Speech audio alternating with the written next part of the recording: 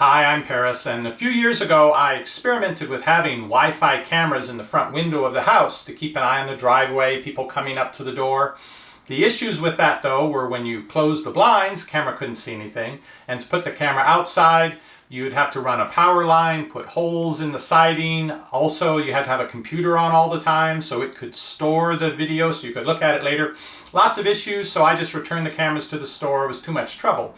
But now I've seen ads for the Ring device, which fits right where you have your doorbell. Your phone will make a ringtone when somebody pushes the doorbell, so you know somebody's there ringing the bell, and you'll be able to see them through the camera on here and speak to them. Technology has really come a long way. Epic Review Guys. $199 for the Ring Video Doorbell. I got mine in silver, but it does come in some other colors. They include everything you need to install it. What you need to provide is a relatively modern smartphone, Android or iPhone, and a Wi-Fi signal that will reach to your front door. You can find this at Lowe's, Home Depot, other stores. If you can't find it locally, I'll put a link to it down below this video. And you don't need to leave a computer running all the time anymore to record the video. This records onto a server out on the cloud. So not only can you answer your door from anywhere, you can also check back and look at that video from anywhere. That comes included, I think, in the first trial period with this. After that, it's something like $3 a month for that service. And rather than an installation instruction booklet, it seems I'm going to download the app first, and then it's going to take me through everything, telling me how to get this hooked up and how to even install it out at the door. So it says. Here's the actual Ring device. You can see the camera here. This is your new doorbell. It did say try me in the store, so when you press and hold that, it makes a ringing sounds. On the back, you can see some connectors, because this isn't everything. This is going to connect to this plate. You can see the connectors on there. Also included is a reversible screwdriver with handle, a fairly long drill bit. No drill included, so if you need to use this, you're on your own for the drill, I think. A USB cable. Not sure about this. Maybe for programming it if there's some issues with the Wi-Fi. Some screws and little rubber washers or grommets.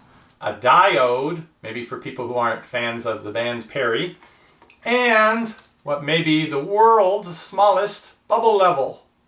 And they included a short, quick install guide printed on paper. So if you're over 40 and you're more analog than you are digital, if you're having some issues with the app telling you what to do, you can look at the paper to figure it out. So I'm going to pretend I'm 20 and toss aside the instructions and let the app guide me through this experience. Now I've gone to the Google Play Store to download the Ring.com app. If you are worried about applications that want a whole lot of permissions on your phone, this one wants them all. It had me enter my name, email address, a password to set up the account. Then it wanted to know my exact address. It tried to guess it on a map, but I punched that in. Now it wants me to press and release the orange button on the back of this. While this is doing its thing, I do want to mention a couple points. One, this does have a battery in it. That's how it's able to work right now without my plugging it into anything.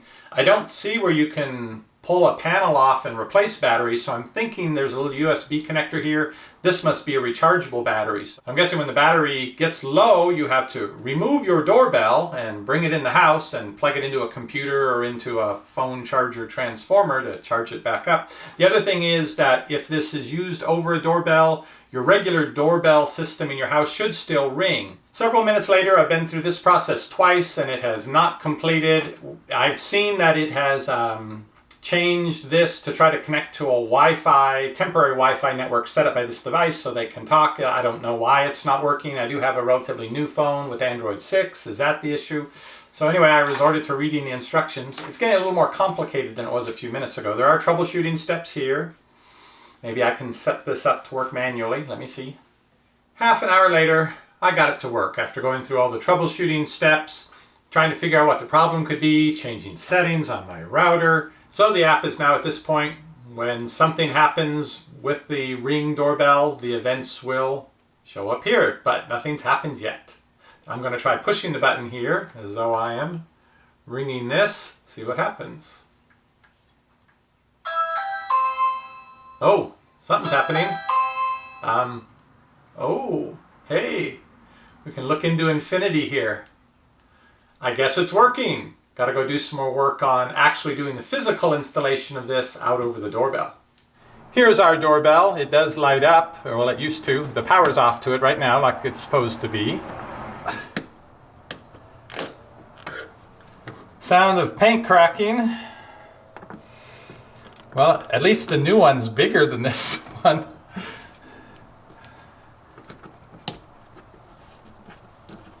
Okay. There are our two wires that we're going to disconnect from this. I'm going to screw in a few spots here to attach that plate, and then these wires will go to the new Ring doorbell. Okay, I've got the little bubble level, and I've got 4 holes that I'm going to use a pencil to mark where I'll put the screws.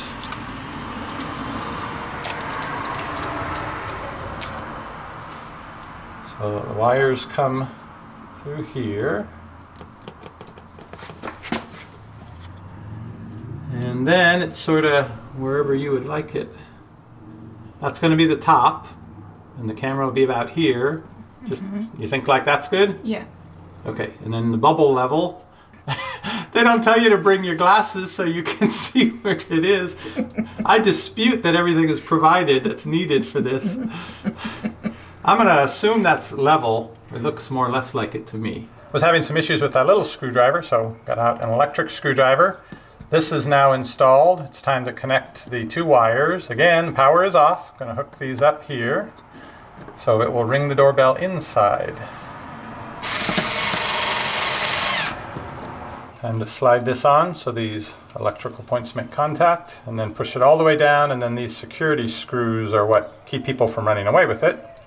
Hopefully.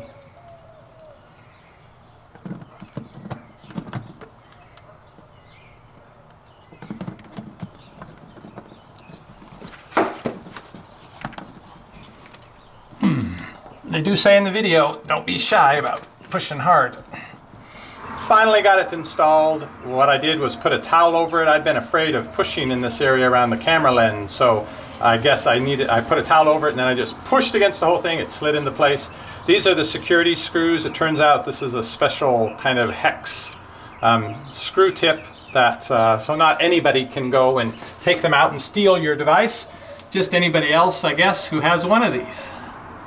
However, they do say if it's ever stolen, they will replace it free of cost. Turn the power back on. As you can see, this is now lit up dimly. I'm guessing that stays on all the time when you're hooked up to the wire, which is good because at night it'll draw people's attention. So, got my phone here. Let's see what happens. Okay. Ring.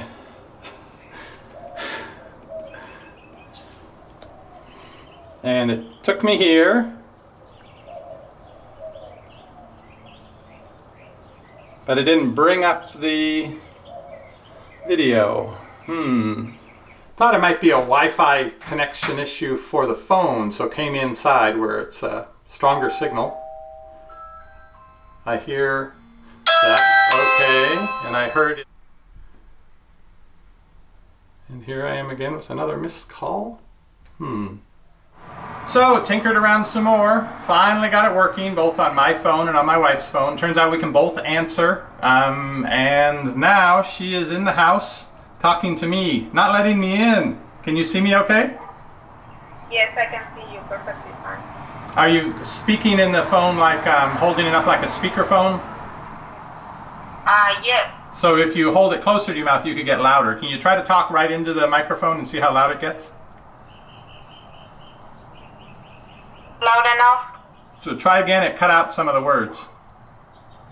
Is that loud enough? Okay, yeah, just with traffic going by or somebody who lives on a busy street, that might be an issue. I'm going to come in now and we'll trade places and see. How well can you see me? I can see you fairly well. I'm not just a blob wearing a golf shirt. No. But I do this. Yeah, I can distinguish your features very well. It's clear. Okay. And then you can see me as I come to steal the ring off the wall. Yes, I can. Now, if I move out of the way, can you see your car? Can you see the cars across the street? No, not really. It's like a very bright light. Okay.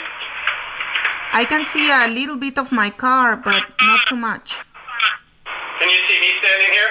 I can see you. I cannot distinguish your features, but I can see you. That's what I thought because it's so bright behind me. Correct. It's dark here. But as I come closer and take up more of the field of view, There. Yeah. recognize me? Yes. Okay. Good.